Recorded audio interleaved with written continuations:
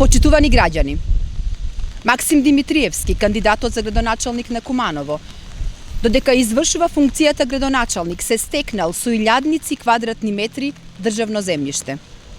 Општина Куманово извршила продажба на над 26 хектари атрактивно државно неизградено земјиште на локацијата Живкова Карпа.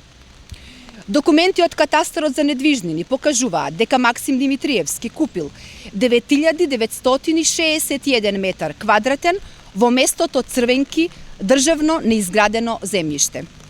Продажбата на ова земјиште по цена од 1 евро по метар квадратен ја извршила општина Куманово, што значи градоначалникот Димитриевски продава, градоначалникот Димитриевски купува државно земјиште.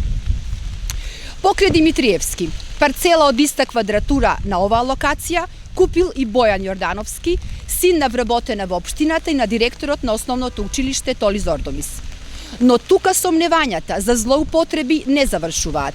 Деталниот урбанистички план за оваа локација предвидува урбанизација и нова викенд населба. Па така, земјиштето купено по 1 евро за квадрат по урбанизацијата и поделењето на помали парцели за некое време може да вреди и 50 евра за метар квадратен. Односно, за вложени 10.000 евра да се заработат и 500.000 евра. Премногу детали укажуваат дека купувањето на државно земјиште од страна на Димитриевски не е случајно.